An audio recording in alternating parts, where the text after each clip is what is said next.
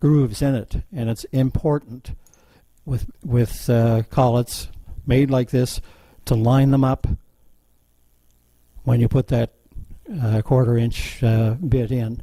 If you look at the screen, Don, and then you can see what he's showing you, because we can see those quite clearly. Can you? Oh, okay. 3 grooves in the large collet. Yep. 2 grooves are not cut all the way through. That's right. 1 groove is cut All the way through. The interior. Yeah. And that's Similarly, on the small 1/4 inch insert, are 2 that are cut not all the way through, but 1 that is. yes. The 2 that are cut all the way through, when you use the small 1/4 inch, must line up. If they don't line up, then your collet cannot close tight enough on your bit. Yep. Oh, could you see them? Yeah. So that's the collet on the M12.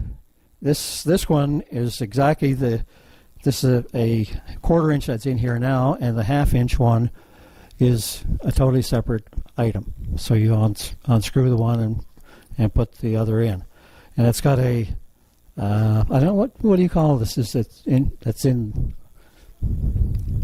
Oh, the insert? Yeah. That is actually, it's a sleeve.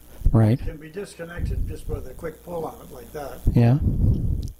But it obviously serves a purpose. This does the same thing as the other collet, except that it has a separate sleeve inside that's doing the squeezing. The other one has a taper on it, so that the farther down the taper goes into the end of the shaft on the end of the armature is tapered as well as the collet. And that's when the 2 connect, then they squeeze together. This one here, you need a taper at the end of your shaft.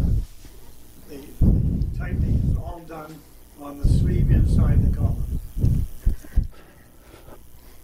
Remember last week there was some discussion about, and I think one of the tips last week was using O-rings on the shaft if your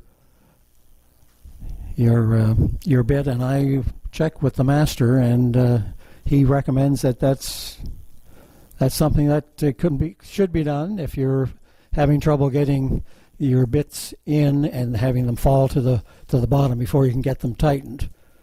It's a common practice to Yeah. put an O-ring on your shaft, just to make sure that the shaft of the bit is not bottoming out on the shaft of the armature. The reason for that is if the 2 do touch and the bit heats up, then the heat is transferred from the bit into the armature and from the armature into the wiring, and over time, with long usage, your unit will overheat.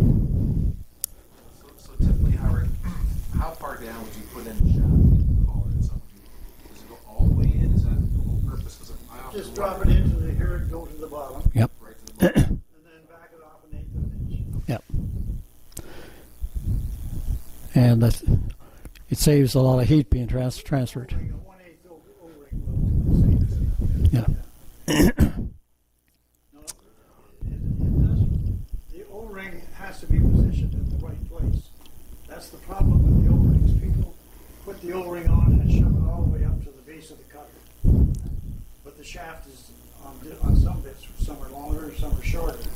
So if it's a long shaft, you can still touch the bottom, and the O-ring won't even touch the top of your collar. So you have to roll the O-ring down on your shaft to make sure that there's a little bit of clearance.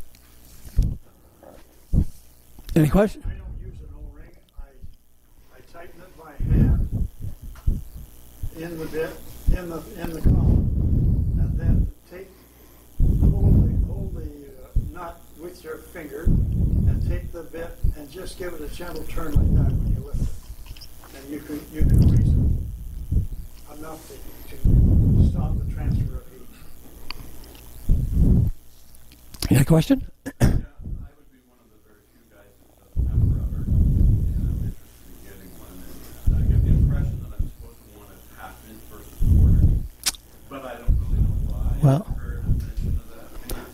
Well, I think you really have to decide on what it is that you're going to use the rotor for.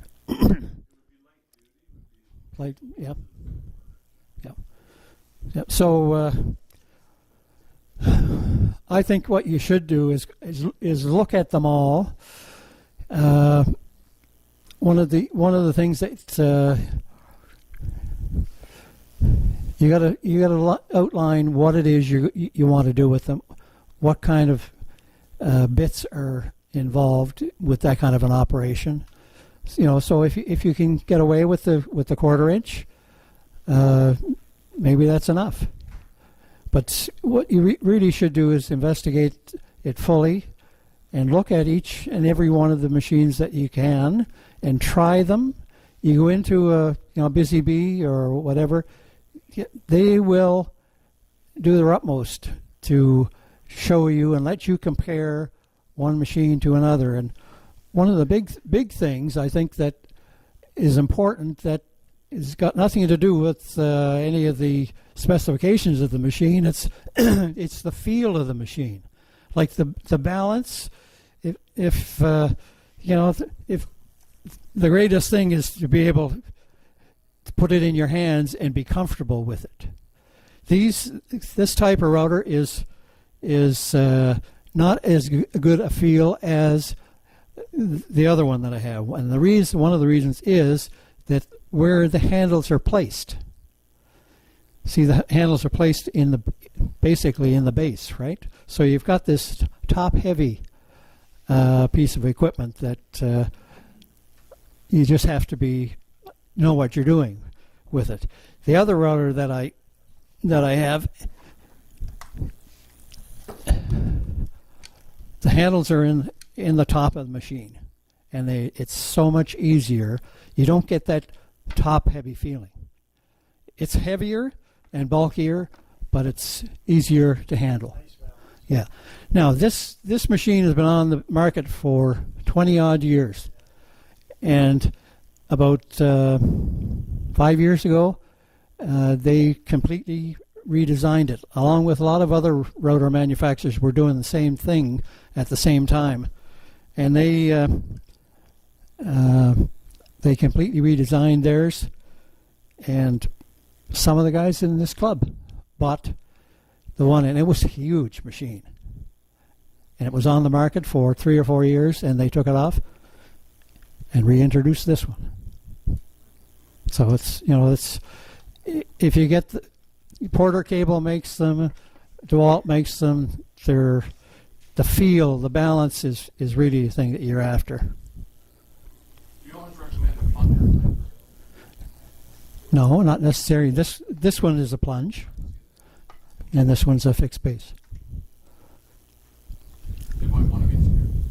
I did. Now this I use in my table mostly.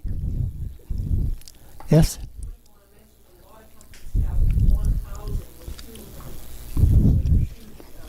Yep. They're a combination. Yeah. Right. Yeah.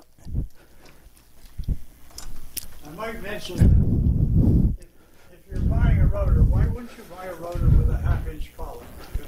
The bits with 1/2-inch shanks in most cases aren't much more than $5 to $8 more than a bit with a 1/4-inch shank. And many times, in asking the 1/4-inch shank to do too heavy a job, you'll get into trouble with it. So as much as I can, I use 1/2-inch shank bits. They're not that much more expensive, and they're safer.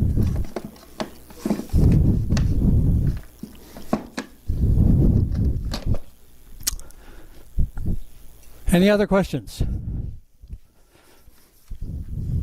Dennis, can I get out of your way here? That's it for this evening. But next time around, we're going to come back and we're going to do some demonstrations with the rotor table and with the dovetail jig. So in the new year, if we're asked back, we'll be happy to. Yeah. Okay. Thank you. Thank you, Howard.